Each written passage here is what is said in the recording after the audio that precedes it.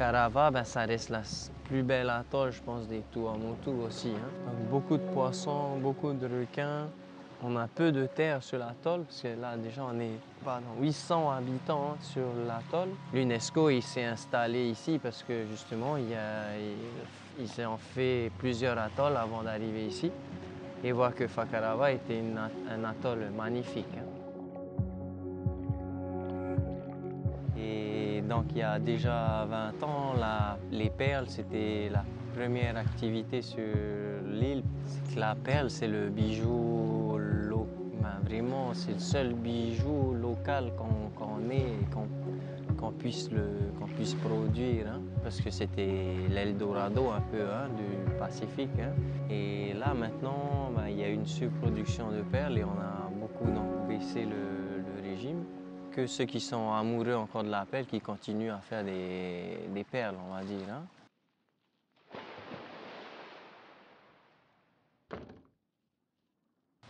Avec mon père, hein, ben, c'était le premier donc, qui a ouvert la ferme sur l'atoll.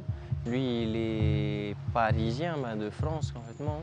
Il est arrivé très jeune en Polynésie avec mon grand-père quand il avait 14 ans. Ma maman, hein, qui est d'origine de Fakarava, hein. C'est grâce à elle un peu et aussi mon père surtout, hein, qui a osé donc, ouvrir une ferme perlière sur l'atoll. Donc en fait en 1989, mes parents maintenant, voilà, ils ont fait la perle pendant plus de 25 ans. Et maintenant, c'est moi qui prends la relève pour faire les perles aussi, hein, toujours, hein. Donc ce travail-là, on l'a fait depuis qu'on est tout petit. On allait à l'école, on revenait ici. Et toujours, on cherchait, et comme vous le voyez aussi, c'est toujours chercher la perle parfaite, hein.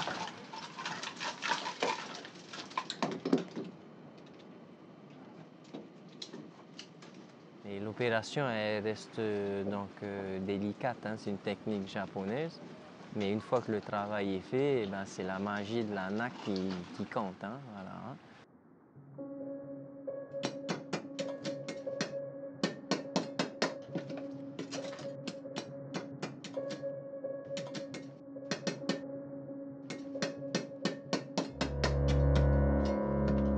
Comme on le sait tous, hein, c'est toujours 50% de réussite à peu près pour avoir des perles. Un NAC, 10 perles, 10 NAC qui auront accepté l'opération, 10 perles.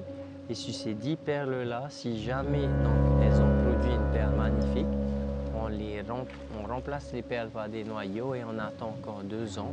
On fait que du nettoyage, on s'occupe des huiles perlières.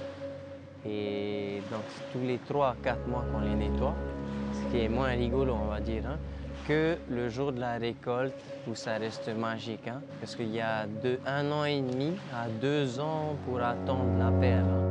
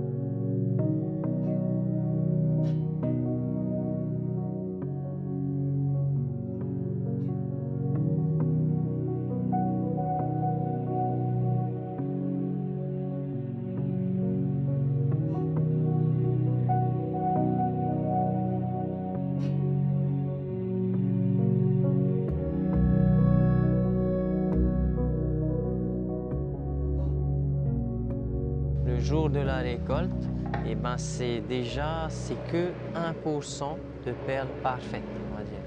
Donc la perle rare, elle se joue sur ça, sur 2000 perles, 20 seulement qui seront magnifiques.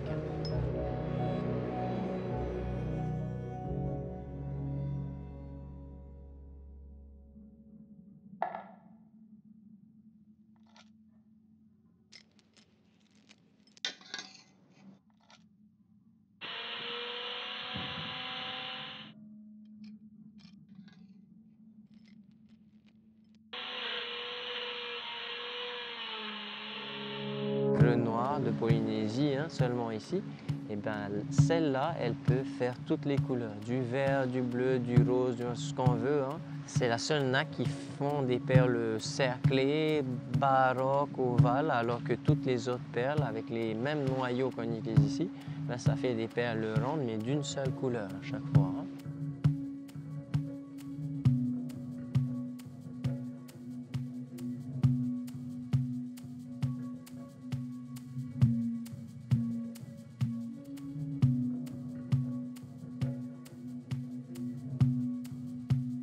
Et ben, toujours, hein, quand on regarde le lagon, on a déjà les yeux rivés sur la station d'huîtres perlières qui est toujours plus au large. On espère avoir un trésor au bout de 2 ans, le jour d'une récolte.